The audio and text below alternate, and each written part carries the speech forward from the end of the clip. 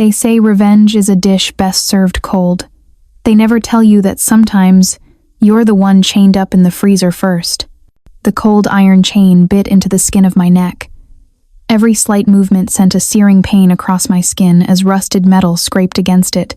I was thrown onto the damp, cold concrete of the dog kennel, the foul stench of wet fur and mud filling my lungs and making me gag.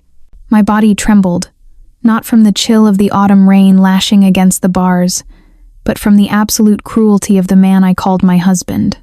Thomas stood there, his tall frame blocking the faint light from the villa. He was no longer the man with the warm smile I had given my youth to. His face was a mask of cold, cruel satisfaction. Beside him, Chloe, his mistress, clung to his arm like a viper. Her sheer, scarlet silk nightgown was a stark contrast to my own worn pajamas. She looked down at me, her red lips curling into a sneer. "Look at her, Thomas," she purred. "Doesn't she look just like a real dog? This kennel suits her perfectly." Her sharp laughter cut into me. Thomas laughed with her, a sound I'd never heard before. He crouched down to my level, his eyes devoid of any affection. "Did you hear that, Anais?" he growled. "You're just a dog I keep, and a dog belongs in a kennel. You can spend the night here and reflect on your place." He took a heavy padlock and snapped it shut on the iron door. The click echoed in the cold air. I watched them walk away, hand in hand, their laughter fading as they disappeared back into the warmth of the villa. They left me in the darkness, in the cold, in a pool of humiliation. Tears streamed down my face, mingling with the rain. How did it come to this? Thomas and I once had a love story people admired. I met him when we were fresh out of university, full of dreams but with empty pockets. He was a handsome orphan, determined to make his way in the world. I fell for him completely, ignoring the fact that he had nothing. My adoptive father, the man who had raised me since I was a child, had reservations. He said there was a shadow of deceit in Thomas's eyes, but seeing how much I loved him, he relented. "You are all I have," he told me on my wedding day. "Promise me you will be happy. And remember, I am always here for you." I brushed his warnings aside, confident in my choice. The first few years were difficult but happy. With the inheritance my father gave me and my own business acumen, I started a small fashion label. We lived in a tiny flat in a working-class arrondissement, sometimes eating little more than bread and soup, but our home was always filled with laughter. I worked relentlessly, and my business flourished. My label grew from a small boutique into a well-known brand. We moved from our cramped flat to a luxury apartment, and then to this villa. I made Thomas the CEO of my company, wanting to give him the status and respect he craved. His mother, Natalie, who had once looked down on me, now praised me as her precious daughter-in-law. I thought I had it all. I was so lost in this fabricated happiness that I didn't see Thomas changing. The late nights, the frequent business trips. He became distant, cold. Then I discovered the affair with Chloe, the very secretary I had hired for him. When I confronted him, he wasn't remorseful. He claimed I cared only for work, that Chloe was the one who truly understood him. His mother defended him, saying, "A man will be a man," and blamed me for not knowing how to keep my husband. They ganged up on me, turning me from the victim into the villain. Tonight, their cruelty reached its peak. I had refused to let Thomas use 5 million euros of company funds to buy Chloe an apartment. Enraged, he had his security guards drag me out here and chain me up. The chain dug into my neck, but the physical pain was nothing compared to the agony in my heart. My love, my sacrifice, 10 years of my life, all of it was a joke. I had been wrong from the very beginning. Just as I was sinking into despair, a blinding light cut through the rain. The heavy iron gates of the villa swung open, and a sleek black Rolls-Royce I had never seen before glided in. It stopped directly in front of the kennel. A chauffeur in a black suit hurried out with an umbrella, opening the rear door. A tall, imposing figure stepped out. Despite the dark and the rain, I recognized him instantly. It was my adoptive father, Henri. He stood under the black umbrella, his sharp gaze fixed on me, chained in the kennel. His usually kind face was as cold as ice, barely containing a terrifying rage. The headlights of the Rolls-Royce illuminated the stunned faces of Thomas and Chloe. They stood frozen on the doorstep, their triumphant smiles replaced by confusion and a flicker of fear. The car was too luxurious, too out of place. My father's presence was even more shocking. He stood there, silent and imposing, like a statue before a storm. "Who is that?" Chloe whispered to Thomas, her voice laced with unease. Thomas squinted through the rain. My father, having let me live independently for so long, had aged. His hair was silver, his face lined with the worries of a life spent in the world of high-stakes business. Thomas didn't recognize him. "Who are you?" Thomas called out, trying to sound authoritative. "What are you doing barging into a private residence at this hour?" My father didn't answer. His gaze was locked on the iron chain around my neck. I saw his chest heave with suppressed fury.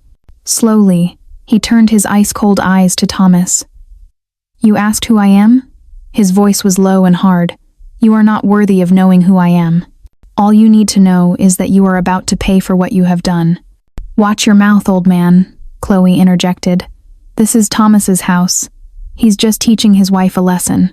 It's none of your business." A faint, chilling smile touched my father's lips.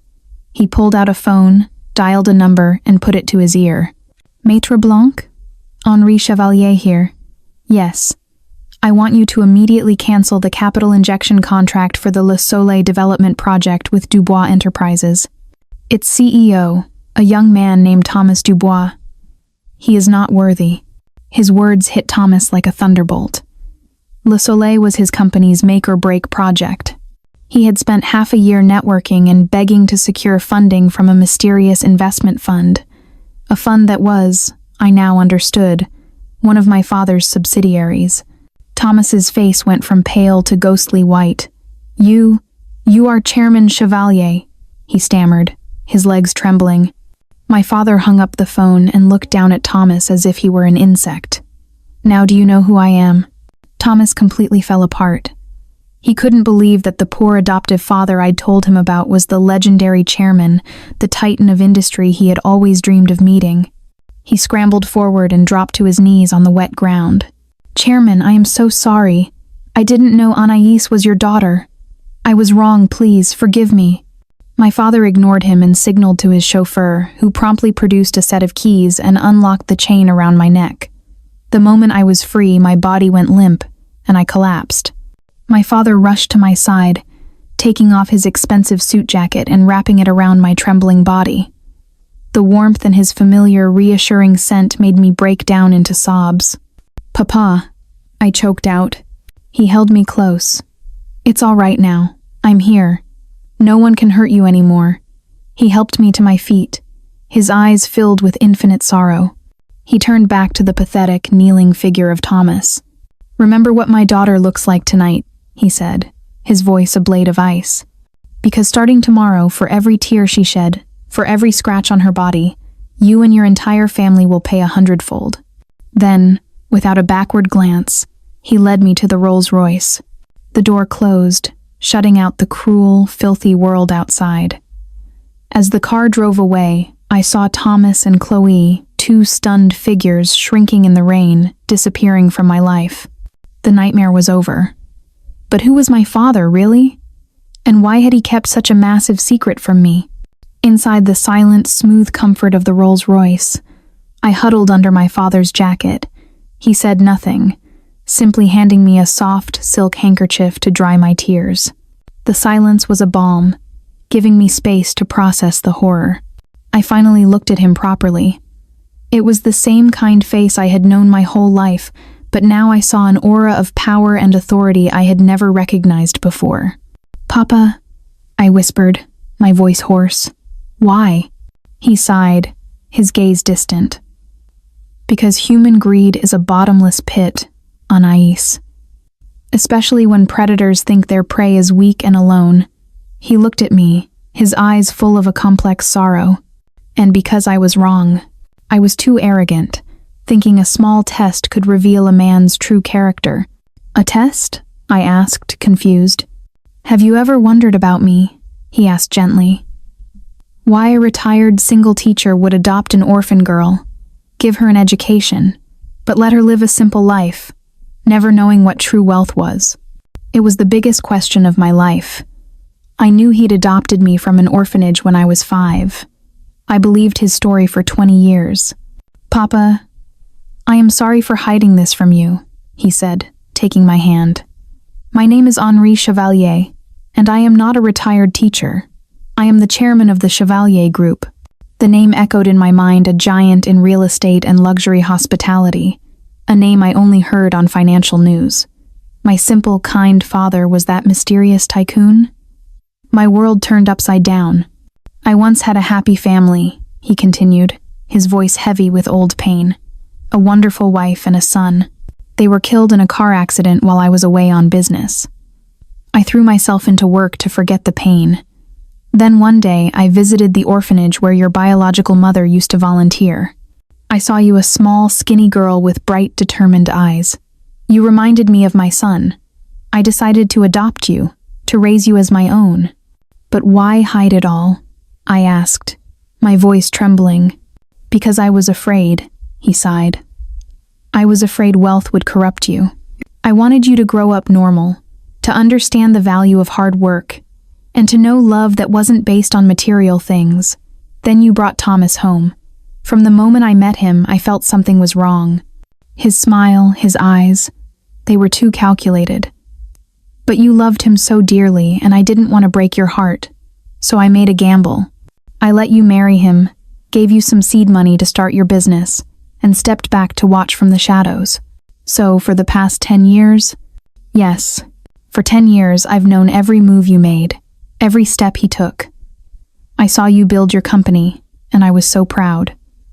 I also saw Thomas slowly reveal his true nature, but I kept hoping your love could change him. Until tonight. Tonight, I knew I had made a terrible mistake. He squeezed my hand, his voice thick with regret. Anais, I am so sorry. Tears fell again, but this time they were tears of relief. I had never been alone. A great father had always been watching over me. I don't blame you, Papa. I thank you. Enough crying, he said softly. You are no longer Anais, the owner of a small fashion company. You are Anais Chevalier, my daughter, the sole heir to the Chevalier Group. You must be strong. Together, we will take back everything you lost and make those who hurt you pay a price they cannot imagine.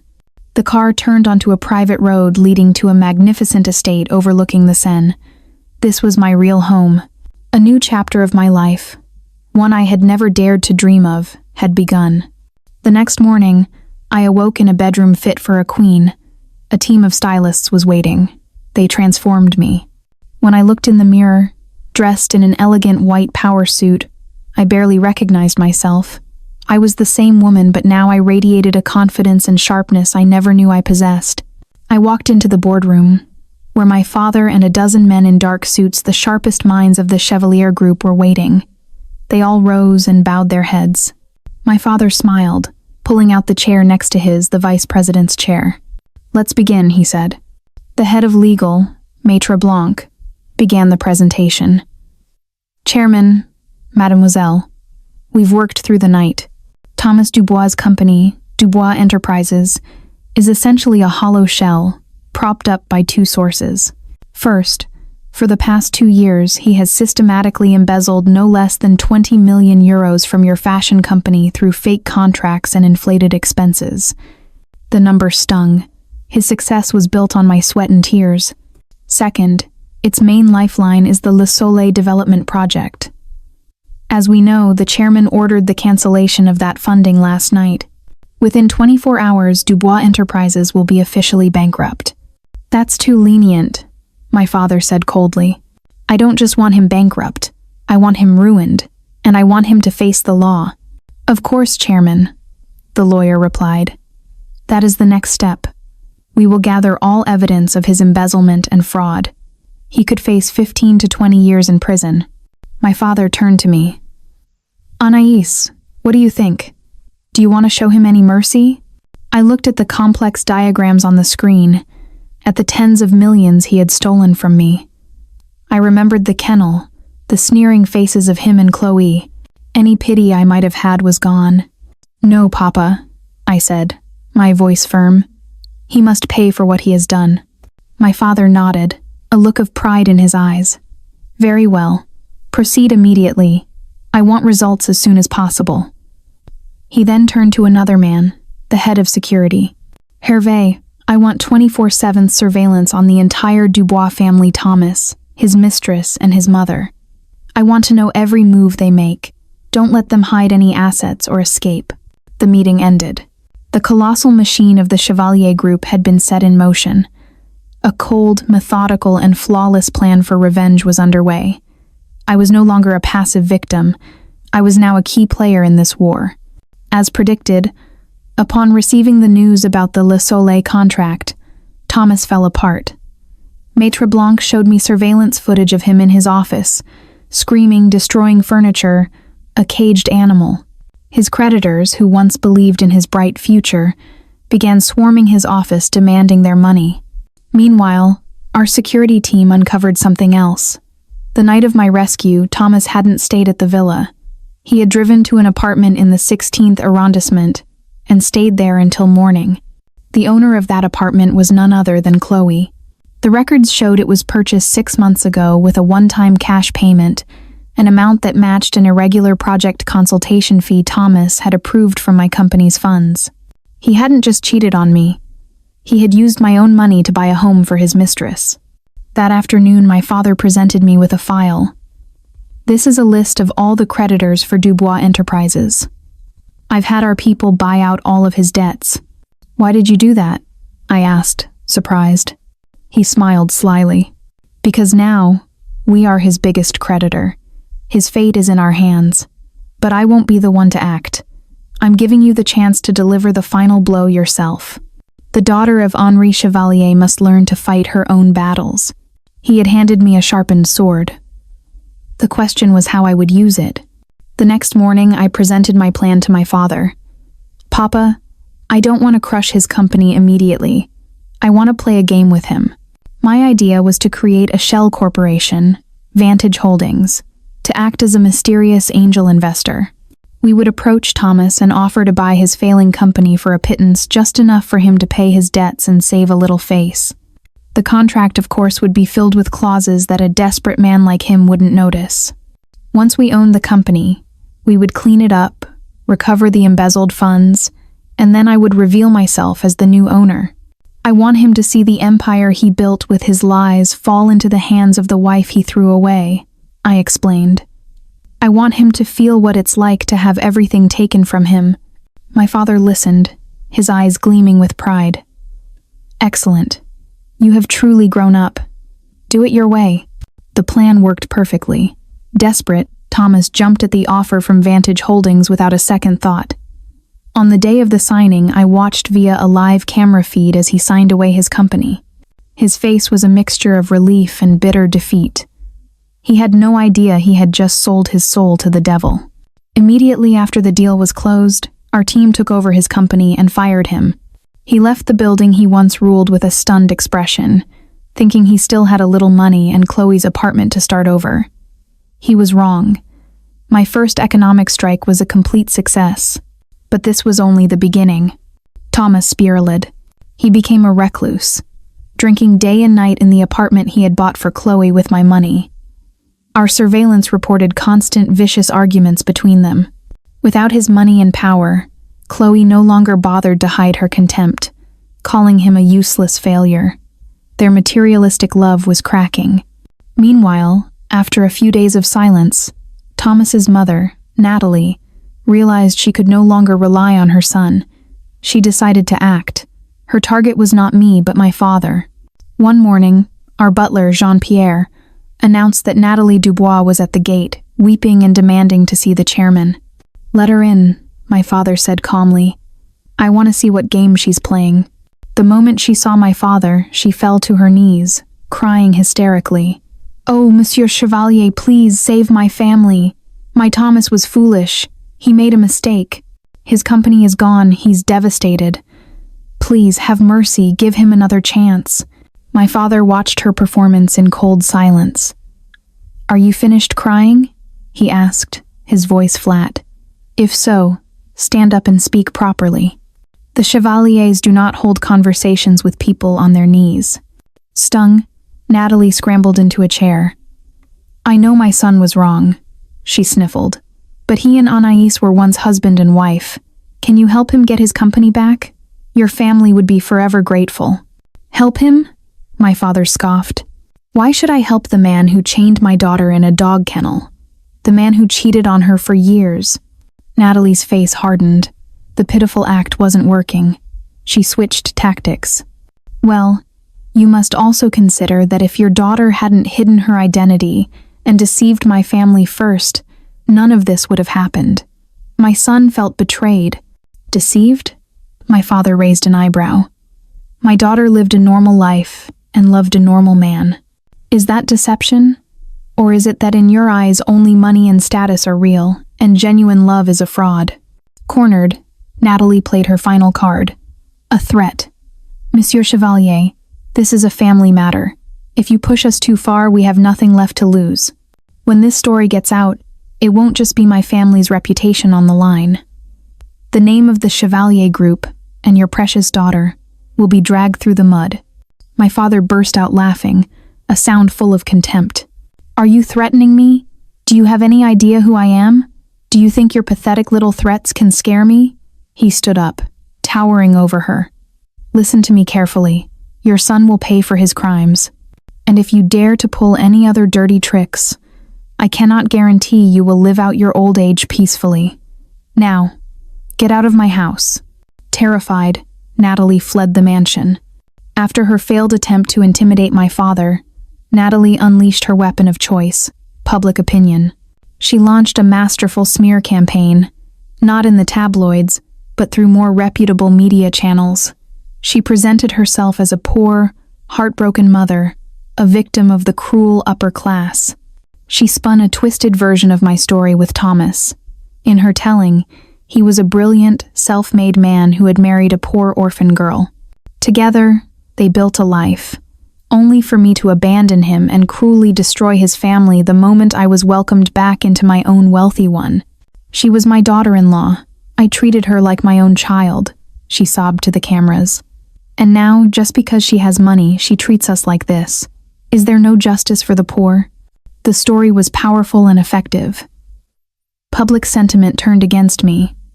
I was labeled the evil Cinderella, and my father was a corporate bully. The Chevalier Group's reputation took a minor hit. While this media storm raged, my father's investigation team was digging into the pasts of Natalie and Chloe.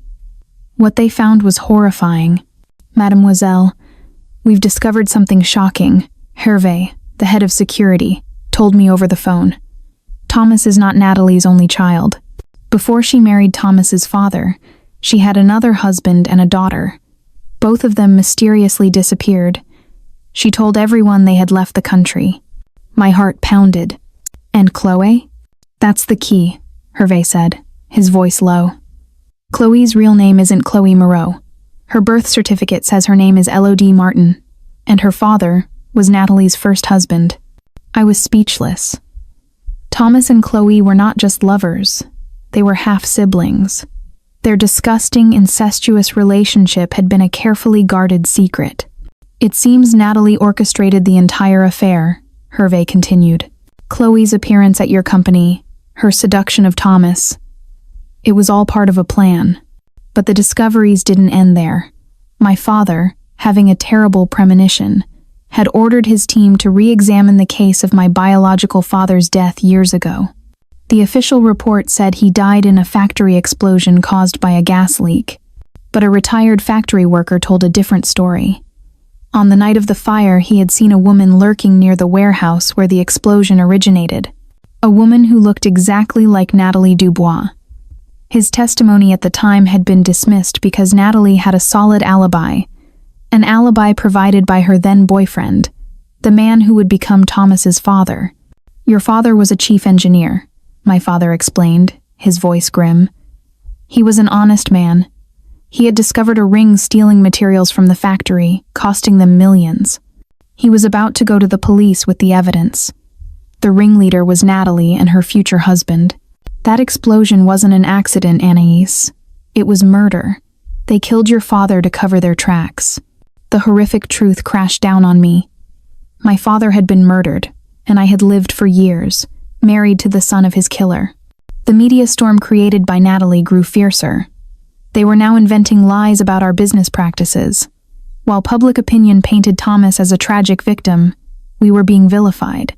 We can't just sit here, I told my father. We have to fight back. Patience, my daughter, he said calmly. The bigger the storm, the higher the kite flies. Let them fly. The higher they go, the harder they will fall. The police are reopening your father's murder case. The net is closing. Natalie, drunk on her role as a media darling, was oblivious. She even organized a press conference in her old, run-down neighborhood to tell her sob story and rally support. She stood on a makeshift stage, crying about the injustices faced by the poor. She had no idea it was to be the final act of her performance. And I would be the one to bring down the curtain. On the afternoon of her press conference, I watched the live feed from a car parked nearby with my father and our lawyers. It was a perfect performance of a grieving mother. "It's time," my father said. Our Rolls-Royce, followed by 2 security cars, pushed through the crowd and stopped right in front of the stage. Our sudden arrival stunned everyone into silence. Natalie's crying stopped mid-sob. My father stepped out first, then turned and offered me his hand. I emerged, wearing a perfectly tailored white suit, my hair styled elegantly, my eyes cold and sharp. Every camera turned to me. "Hello, Natalie," I said into a microphone one of my assistants provided. My voice, amplified by the speakers, was clear and steady. That was a wonderful performance. But I think it's time for the curtain call. "You! How dare you show your face here?" she shrieked. "Let's see who the real villain is," I said, turning to the crowd. A large LED screen was erected behind me. Before I say anything, please watch a few short clips. The first video was of Thomas destroying his office. The second was the security footage of me, bruised and chained in the dog kennel. The crowd gasped in horror. "This is how my loving family treated me," I said, my voice shaking with rage. "But that's not all. There are crimes that have been hidden for 20 years. The screen showed a picture of my handsome biological father, then footage of the horrific factory explosion, and finally, a new video of the retired worker giving his testimony. "I saw her," the old man said clearly. "It was her. She put something near the gas valves." Then came the final blow. I played an old audio recording recovered from a damaged music player found in the wreckage, a conversation where Thomas's father drunkenly confessed to a friend how he had helped Natalie create her false alibi for the night of the comments. Murder. The evidence was complete and undeniable. The crowd was silent, their faces a mixture of shock and disgust. "Natalie," I said, looking directly at her, "do you have anything else to say?" She collapsed. At that exact moment, police cars, sirens blaring, arrived. An officer walked onto the stage and read a trembling Natalie her rights. "Natalie Dubois, you are under arrest on suspicion of murder." The drama was over. Her downfall was public, swift, and absolute. After Natalie's arrest, a panicked Thomas tried to contact me, sending a pathetic message claiming he knew nothing of his mother's crimes and begging to see me one last time. He wanted to play the victim. Fine. I wanted to meet him too, to set one final trap.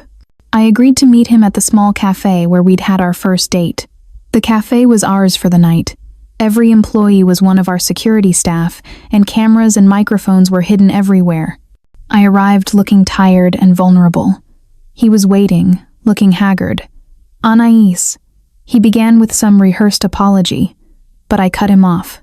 "I just want to ask you one question. Did you really know nothing about what your mother did?" "Nothing, I swear," he said, shaking his head frantically. I smiled a bitter smile and placed an old, damaged MP3 player on the table. "Then listen to this." It had been my father's. Our experts had recovered the data. I pressed play.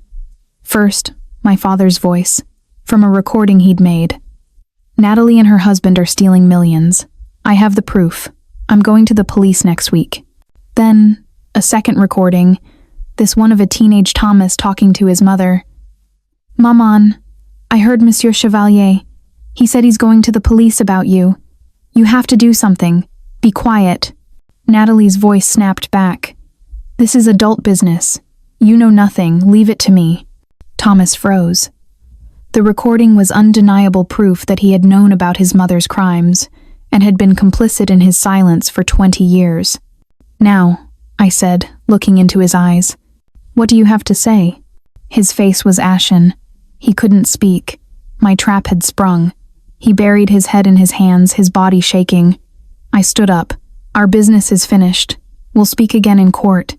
I walked away, leaving him to the ruins of his life. A few days later, we held a grand gala. It was no longer just a business event. It was a declaration of my return. Dressed in a stunning emerald gown, I stood by my father's side as he formally introduced me to the elite of Paris. "Tonight, I want to officially announce that my daughter, Anaïs Chevalier, will be my successor, the new vice president of the Chevalier Group." The ballroom erupted in applause. I took the microphone, my voice emotional but strong. "My story is not a tragedy," I said. "It is a journey of finding justice and finding myself. I want to send a message to all women. Never give up. Justice may come late, but it is never absent." As I spoke, plainclothes police officers, whom my father had invited as guests, moved quietly to a corner table. There sat Chloe, who had snuck into the party for one last desperate gamble. Her face went white as they approached. "Chloe Moreau," an officer said calmly, "you are under arrest for accessory to fraud and conspiracy." The final act played out right there, at my celebration of victory.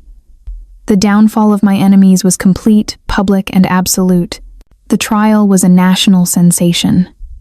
I didn't attend. I followed the news. Thomas was sentenced to 18 years in prison for fraud, embezzlement, and obstruction of justice. Natalie received a life sentence for murder. Chloe got 10 years for her role in the fraud. All their illegally obtained assets were seized.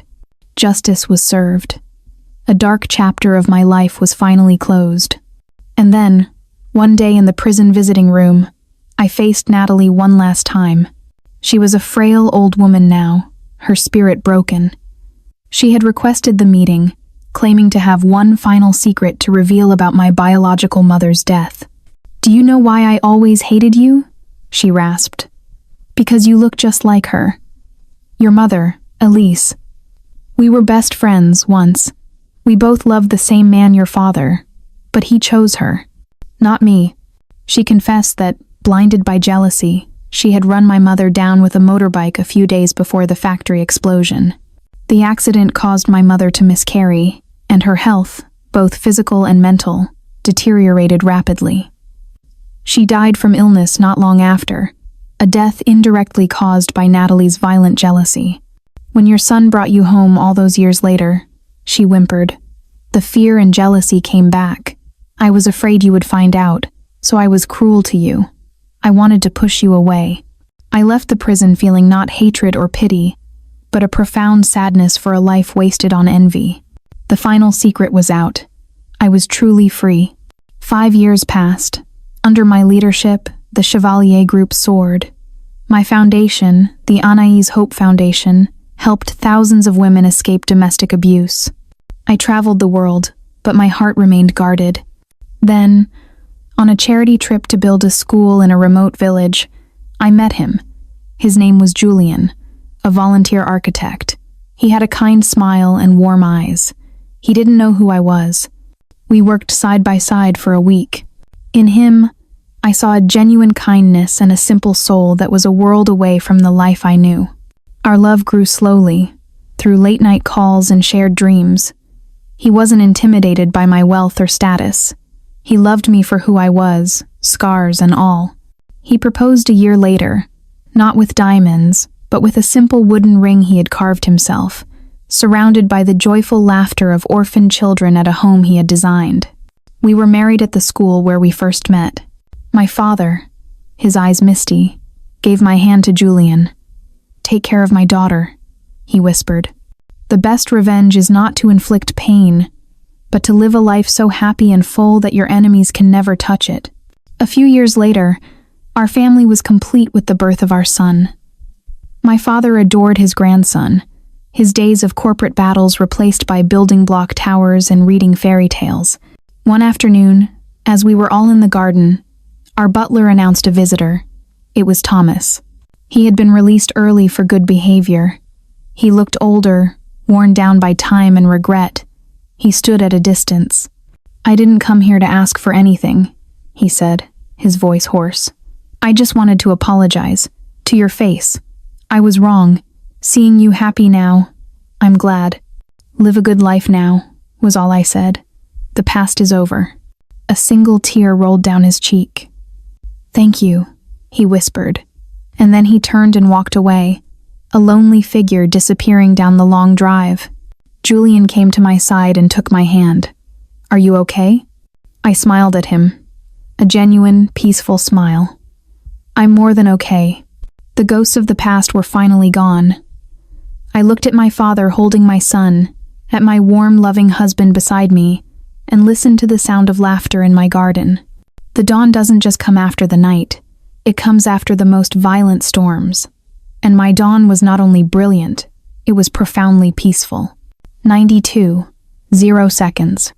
Use arrow up and arrow down to select a turn, enter to jump to it, and escape to return to the chat.